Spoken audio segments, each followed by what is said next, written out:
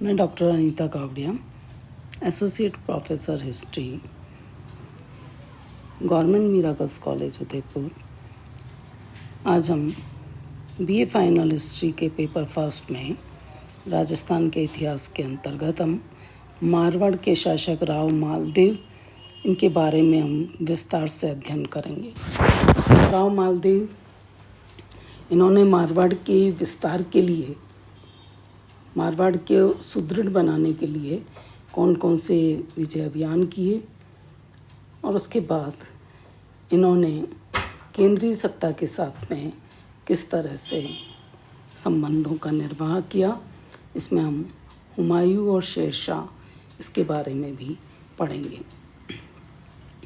तो सबसे पहले हम राव मालदेव का थोड़ा सा परिचय, फिर राज्य विस्तार हेतु उनके विजय अभियान, उसके अंतर्गत हम विभिन्न विजय अभियानों की चर्चा करेंगे।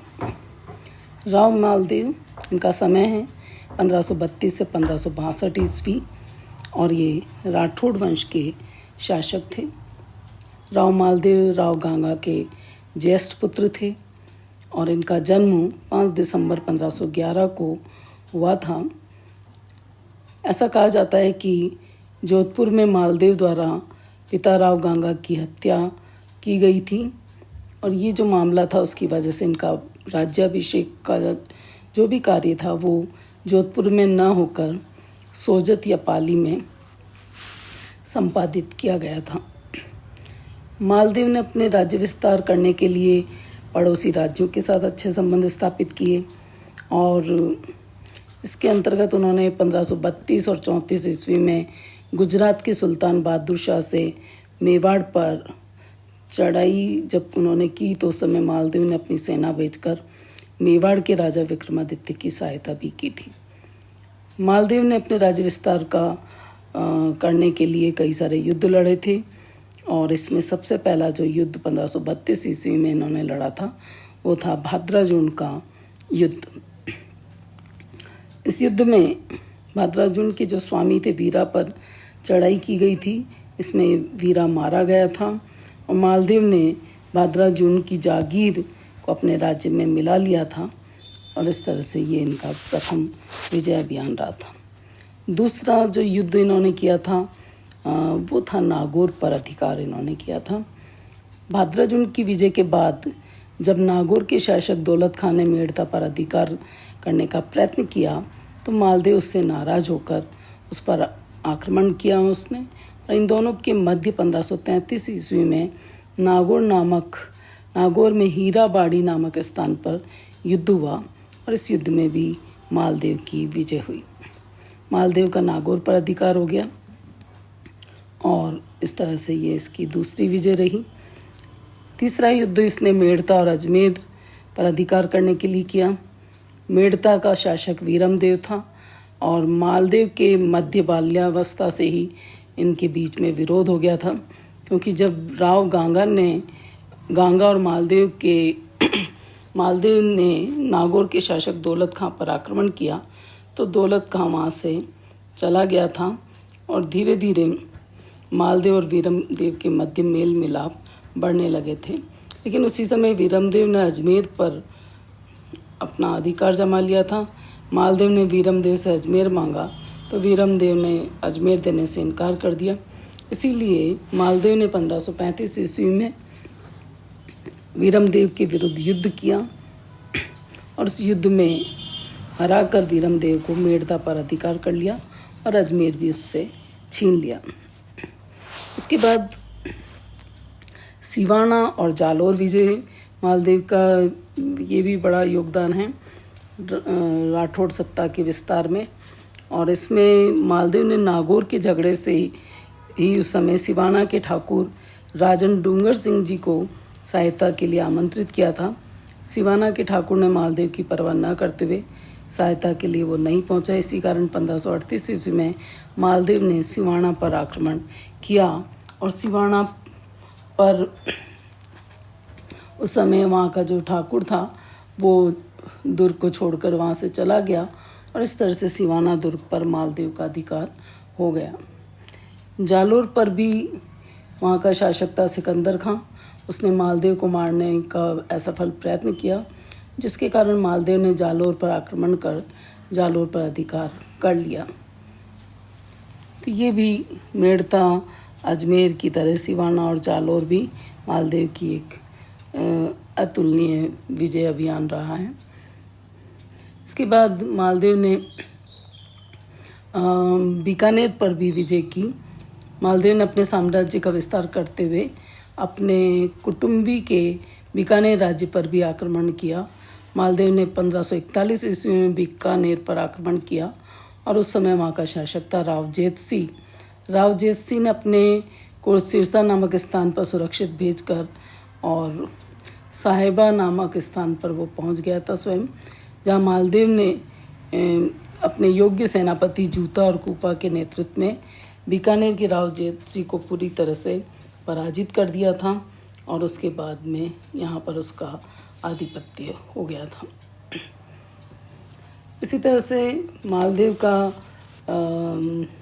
जैसलमेर से भी प्रभाव रहा है और जैसलमेर के लिए ऐसा कहा जाता है कि 1536 ईस्वी में मालदेव ने जैसलमेर के राजा लूणकरण की पुत्री उमादे से विवाह किया था और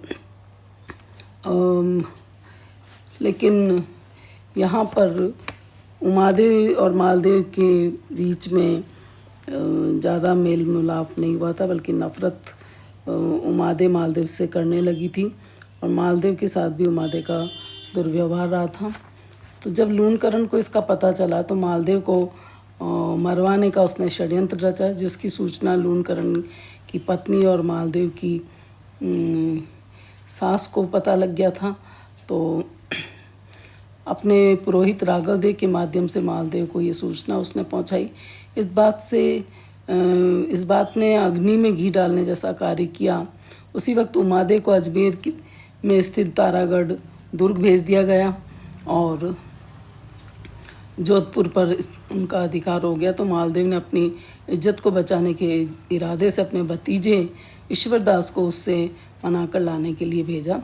पहले तो रानी तैयार नहीं हुई और बाद में ईश्वरदास के समझाने पर वह उसके साथ चलने को तैयार हुई। तो ये है जिसको इतिहास में रूठी रानी के नाम से भी उमादे को जाना जाता है। रानी उमादे शादी होने के बाद कभी भी मालदेव के पास नहीं गई और इस तरह से वो राजस्थान में रूठी रानी के नाम से प्रसिद्ध हुई। और 1562 ईस्वी में जब मालदेव की मृत्यु हुई तो उसकी पगड़ी के साथ उमादे मां सती हो गई थी। पति की वस्तु के साथ सती होना का अनुमरण कहलाता है सती, वो उसने किया था, लेकिन जीवन पर्यंत वो उससे ज़्यादा खुश नहीं रही थी। अब हम मालदेव और केंद्रीय सत्ता के साथ किस तरह से संबंध थे, इसमें हम सबसे पहले हुमायूं के बारे में पढ़ेंगे। केंद्रीय सत्ता के साथ संबंधों में तो मालदेव जिस समय अपनी सर्वोच्चता की ओर अग्रसर हो रहा था, दिल्ली की राजनीतिक परिस्थितियां बड़ी ही कमज़ोर दौर से गुजर रही थी। उस समय चौसा और कन्नौज के युद्धों में हुमायूं की लगातार पराजय हो रही थी और उसके फलस्वरूप हुमायूं को जो बाबर द्वारा स्थापित मुगल साम्राज्य मिला था विरासत में, उस सब का पतन हो गया था। दिल्ली और आगरा पर शेरशाह सूरी की सत्ता कायम हो गई थी और शेरशाह सूरी दिल्ली सिंहासन मात्र से संतुष्ट होने वाला नहीं था, तो वो अपने शत्रु हुमायूं को भारत से खदेड़ने का भी निश्चय कर चुका था। इधर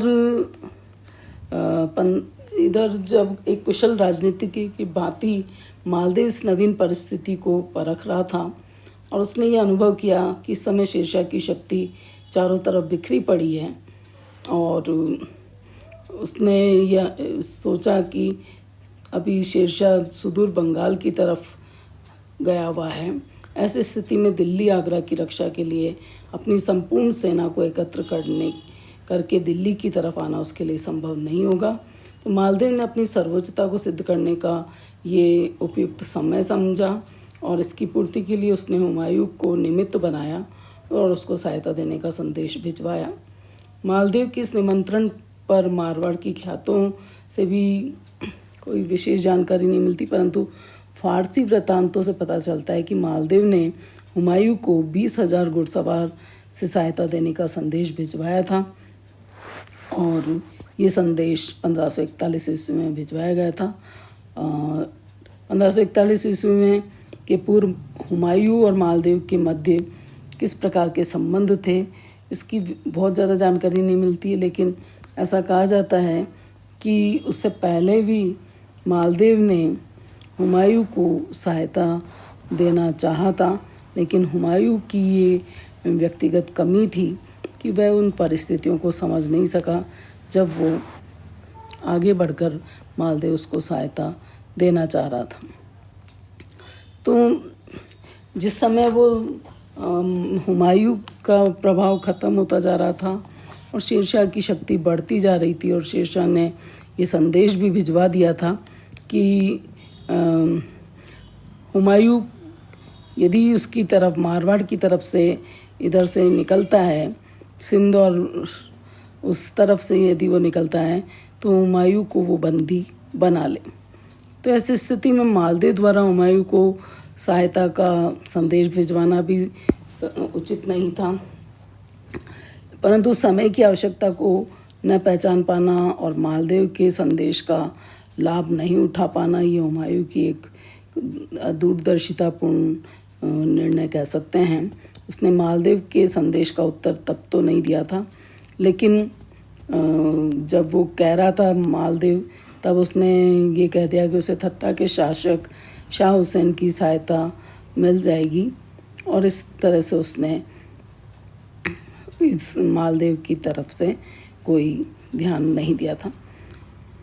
तो इसी उम्मीद में वो रहा, लेकिन जब परिस्थितियाँ बिल्कुल बदल गई थी तब वो इधर से जब निकल रहा था तब उसे हुमायूं को मालदेव की याद आई कि उसने सोचा कि मालदेव तब सहायता करना चाहता था, तो मारवाड़ की तरफ से उसने जाने का निश्चय किया और यहाँ से भटकते हुए हुमायूं मालदेव के राज्य के अंतर्गत फलोदी परगने में पहुँचा। फलोदी से हुमायूं के अतका खां को अपना दूत बनाकर मालदेव के पास भेजा गया। मालदेव ने हुमायूं की सेवा में थोड़े से फल मेवा और भिजवाए और सैनिक सहायता का पक्का आश्वासन नहीं दिया, परंतु उसने हुमायूं को बीकानेर का परगना देने की बात अवश्य की थी।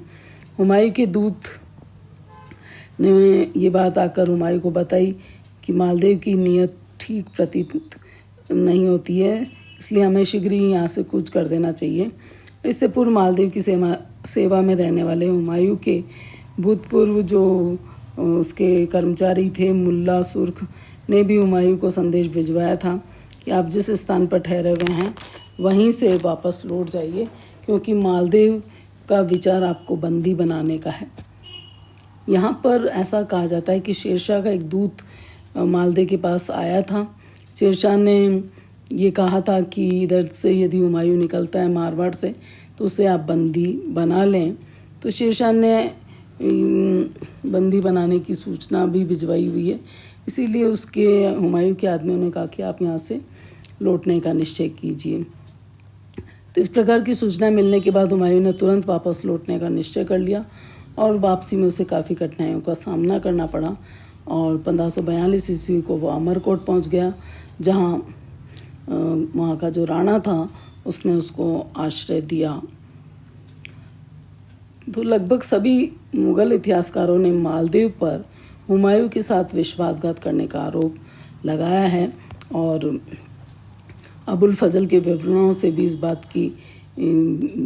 इस बात पर जोर दिया जाता है कि एक विश्वस्त व्यक्ति भी हुमायूं के पास भेजा था हुमायूं के स्वागत आदि के लिए, लेकिन उसके बारे में भी ये सारी चीज़ें सही प्रतीत नहीं होती है। मालदेव का यहाँ पर जो निर्णय आ रहा है कि वो हुमायूं को पहले तो सहायता देना चाहता था और बाद में क्यों नहीं दे रहा था, तो यहाँ पर ऐसा इतिहासकारों का मानना है कि इस समय परिस्थितियाँ बिल्कुल बदल चुकी थी। जिस समय वो शेरशाह के विरुद्ध हुमायूं को सहायता देना चाह रहा था, उस समय शेरशाह कई सारे अभियानों में व्यस्त था और उसकी सैनिक शक्तियाँ भी बिखरी पड़ी थी। और उस समय मालदेव ये चाहता था कि हुमायूं के माध्यम से वो अपनी महत्वाकांक्षा को पूरी कर लेगा। लेकिन अब हुमायूं अपना सारा कुछ खो चुका था और शेरशाह एक द्वितीय अफगान साम्राज्य का शासक बन चुका था। अब उससे शत्रुता लेना, मारवाड़ को युद्ध में झोंकना, अनावश्यक युद्ध में झोंकना वो नहीं चाहता था। इसलिए उसने ये भी दिखावा किया कि वो हुमायूं का स्वागत और उसके साथ दोस्ती भी दिखा रहा है, और उधर से ये भी दिखाने का प्रयास किया कि जो शेरशाह ने दूत भेजा है उसके तहत, उसके आदेश के तहत वो हुमायूं को बंदी बनाने का भी प्रयास करने के लिए उसके पीछे सेना भी भेज रहा है। लेकिन उसको बंदी नहीं बनाकर उसने न तो शेरशाह के विश्वास को जीता और न ही हुमायूं का प्रति उसने शत्रुता अपनी कम की, क्योंकि हुमायूं को लगा कि उसके साथ धोखा हुआ है और उधर शेरशाह को लगा कि उसने मेरे आदेश को नहीं मान के मेरे साथ विश्वासघात किया है। और इस तरह से मालदेव और हुमायूं के जो संबंध थे वो केंद्रीय सत्ता के साथ संबंध में मालदेव जब सहयोग देना चाहता था तब हुमायूं कहीं और उसका ध्यान था, सही निर्णय नहीं ले सका था। और जब हुमायूं को मालदेव की ज़रूरत थी तब परिस्थितियाँ इतनी बदल चुकी थी कि मालदेव चाहते हुए भी उसका सहयोग नहीं कर सका। और इस तरह से ये कह सकते हैं कि यहाँ पर जो स्थिति थी, मालदेव जो ऐसी स्थिति में उसने हुमायूं को सहायता न देने का उचित समझा था, और ये एक राजनीतिक सूझबूझ का कदम मालदेव की तरफ से हम कह सकते हैं। और ये जो विलम्ब हुआ था उसके लिए हुमायूं ही उत्तरदायी था। मालदेव ने उसके साथ कभी भी किसी प्रकार का विश्वासघात नहीं किया था। अगला हम ले रहे हैं मालदेव और शेरशाह। मालदेव और शेरशाह के साथ कैसे संबंध थे, क्योंकि हुमायूं को बंदी नहीं बनाने के साथ ही शेरशाह को ये लगा कि जो मालदेव है वो उसके प्रति विश्वासघात कर रहे हैं और वो इसको विश्वासघात का बदला भी लेना चाहता था। तो शेरशाह द्वारा मालदीव के राज्य पर आक्रमण करने के कई कारण हैं और उनके बारे में इतिहासकार में एक मतता नहीं है। कुछ के अनुसार ये माना जाता है कि धार्मिक कारण से उसने आक्रमण किया, कुछ कहते हैं कि राजनीतिक महत्वाकांक्षा की वजह से शेरशाह ने आक्रमण किया। और यदि हम इनके बीच में इतिहासकारों के मतों के अनुसार देखें तो समकालीन मुस्लिम इतिहासकारों ने भी इसे धर्म युद्ध माना है, परंतु आधुनिक इतिहासकार इस मत को स्वीकार नहीं करते। उनके अनुसार शेरशाह द्वारा मालदीव पर आक्रमण करना एक राजनीतिक आवश्यकता थी, क्योंकि दोनों ही उत्तरी भारत में सर्वोच्च सत्ता प्राप्त करने के महत्वाकांक्षी थे और दोनों ही विस्तारवादी नीति में विश्वास रखते थे। तो शेरशाह के लिए मारवाड़ के विस्तृत राज्य को जीतना आवश्यक था। दूसरी बात, मालदीव के राज्य की जो सीमाएं थी वो शेरशाह की सीमाओं से जा मिली थी। शेरशाह को स्वयं अपने साम्राज्य की सुरक्षा के लिए अपने सीमांत पर स्थित शक्तिशाली मारवाड़ राज्य की शक्ति को नष्ट करना आवश्यक था। तीसरी बात, मालदीव उस समय उत्तरी भारत का सर्वाधिक शक्तिशाली हिंदू राजा था और वह भी उसी की तरह महत्वाकांक्षी था, तो किसी भी समय दिल्ली पर आक्रमण कर सकता था। इसके अलावा उसने शेरशाह के कहे अनुसार हुमायूं को बंदी न बनाकर और उसे सकुशल जो जाने दिया था, इससे शेरशाह उससे नाराज़ था और उसको दंड देना चाहता था। इसके अतिरिक्त मालदेव द्वारा निष्कासित जो मेड़ता का वीरमदेव था और बीकानेर का कल्याणमल, दोनों ही शेरशाह से मालदेव के विरुद्ध सहायता मांगने जा पहुँचे थे। दोनों ही राठौड़ थे, तो राठौड़ों की आपसी फूट का लाभ मालदेव के विरुद्ध शेरशाह उठाना चाहता था और मालदेव को परास्त करने का ये विशेष अवसर शेरशाह खोना नहीं चाहता था। और इससे स्पष्ट हो जाता है कि शेरशाह और मालदीव के आक्रमण का कारण धार्मिक न होकर इस आक्रमण का मुख्य कारण राजनीतिक ही था। और इनके बीच में फिर गिरि सुमेल का युद्ध हुआ था। और यद्यपि इस युद्ध में मालदेव की शक्तिशाली सेना से शेरशाह घबरा गया था, परंतु उसने राजपूतों के संभावित आक्रमण से बचने की दृष्टि से अपने शिविर को मजबूत बनाया, शिविर के चारों तरफ खाइयाँ खोदी और साथ ही रेत की रक्षा प्राचीरें उसने बनाई। शेरशाह ने मालदेव को गुमराह करने की दृष्टि से कुछ सैनिक दस्ते बुलवाए और आदेश दिया कि वे अजमेर पर आक्रमण करने का दिखावा करें, और दूसरी तरफ से उसने बीकानेर की तरफ से आक्रमण करने का दिखावा दिया। और दोनों ही तरफ से मालदेव अपने आप को सुदृढ़ करा हुआ था। तो शेरशाह ने तीसरी तरफ से ये कहते हुए कि वो युद्ध तो नहीं करना चाहते हैं और वो यूं ही इधर से जा रहे हैं। तो ये बातें जो थी उससे मालदेव पूरी तरह से सतर्क नहीं था। और साथ ही ऐसा भी कहा जाता है कि जाली पत्र भी इसने वहाँ पर डलवाए थे।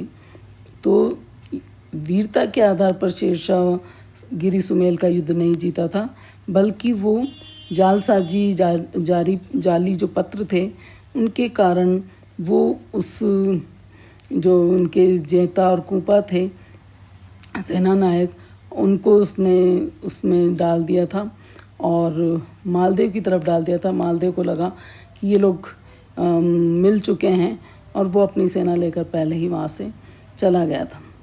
तो कुछ साक्ष्यों के अनुसार ऐसा कहा जाता है कि मालदेव के भाग जाने के बाद बचे हुए राजपूत सरदारों ने अपने सैनिकों के साथ शेरशाह की सेना पर आक्रमण किया। शेरशाह को अपने गुप्तचरों के माध्यम से राजपूतों की आपसी फूट और मालदेव के पलायन की सूचना मिल चुकी थी और वह अपने शिविर को उखाड़कर 7 मील पीछे हटा चुका था। तो राठौड़ राजपूतों का आक्रमण इतना ज़बरदस्त रहा कि शेरशाह की सेना के पैर उखड़ने लगे थे, परंतु उसके भाग्य से उसका एक सेनानायक जलाल खां जुलानी जो था वो एक नई आरक्षित सेना के साथ वहाँ पहुँच गया था, जिससे थके हुए राजपूत सैनिक चारों तरफ से गिर गए और उनमें से अधिकांश लड़ते हुए वीर गति को प्राप्त हुए। तो शेरशाह ने शुरू में तो युद्ध जीतने की आशा छोड़ दी थी और युद्ध के दौरान ही उसने ऐसा लगा कि कहीं से सफलता मिल जाए, तो अंततः उसको इस युद्ध में अपनी इस चालाकी भरे पत्रों की वजह से जो उसने मालदेव के डेरों के पास रखवा दिए थे और जो थोड़े समय बाद ही मालदेव के हाथों में पहुंच गए थे, तो शेरशाह ने वो जो युक्ति से काम लिया था उससे मालदेव अपना संतुलन खो बैठा था। और बाद में जो उसने जेता और कूपा और राठौड़ सैनिकों का जो कुछ पराक्रम और त्याग देखा, तब शेरशाह के मुंह से उस सुमेलगिरी के युद्ध में ये वाक्य निकल गए थे, ये शब्द निकल गए थे कि मैंने मुट्ठी भर बाजरा के लिए हिंदुस्तान की बादशाह खो दी होती। तो लगभग उनका कहने का मतलब ये था कि मैंने एक मुट्ठी भर बाजरा के लिए करीब करीब दिल्ली का राज्य खो दिया होता। तो वास्तव में यदि मालदेव की संपूर्ण सेना से उसे लड़ना पड़ता तो युद्ध के निर्णय के बारे में कहना कठिन होता, वो जीत भी जाता या उसको हार का सामना भी करना पड़ता। तो ये जो युद्ध हुआ था गिरि सुमेल का युद्ध, ये 1544 ईस्वी में लड़ा गया था और इस युद्ध में राजपूतों की पराजय जो हुई थी उसका मुख्य कारण मालदेव का अपनी सेना सहित युद्ध के पूर्व ही पलायन कर जाना था। और तो इस तरह से मालदेव और शेरशाह का संबंध हमें दिखाई देता है। सुमेल युद्ध के बाद अजमेर पर भी शेरशाह का अधिकार हो गया था, मालदेव के राज्य पर भी उसका अधिकार हो गया था। और सुमेल युद्ध के बाद शेरशाह ने मेड़ता वीरमदेव को सौंप दिया और कुछ दिनों बाद ही मालदेव की जब 1562 ईस्वी में उसकी वीरमदेव को सौंप दिया था, कुछ दिनों बाद ही वीरमदेव की मृत्यु हो गई थी। तो उसका जो पुत्र था जयमल मेड़ता का शासक बना। और इस तरह से हम आगे यदि देखें तो मालदेव और अकबर के साथ संबंध, जिसके लिए भी हम इसी चैप्टर में ही इसकी बात कर लेते हैं। 1556 ईस्वी में हुमायूं की जब मृत्यु हो गई थी तो उसका पुत्र मुग़ल साम्राज्य का शासक बना था और वो था अकबर। और अकबर एक महत्वाकांक्षी शासक था और उसने जितना कुछ उसके पिता के बारे में सोचा था तो वह एक तरह से अकबर भी अपने पिता की वजह से वो मालदेव को अपना शत्रु मानता था। और महाराणा, इस संबंध में गोपीनाथ शर्मा का भी कहना है कि मारवाड़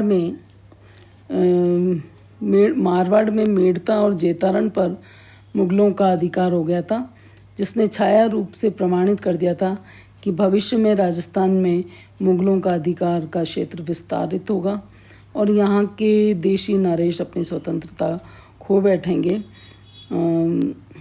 इस तरह से देखते हैं कि 1562 ईस्वी में जब अकबर केंद्रीय सत्ता में था तब उससे पहले ही अकबर का अधिकार यहाँ होता, उससे पहले ही मालदेव की मृत्यु 1562 ईस्वी में हो जाती है।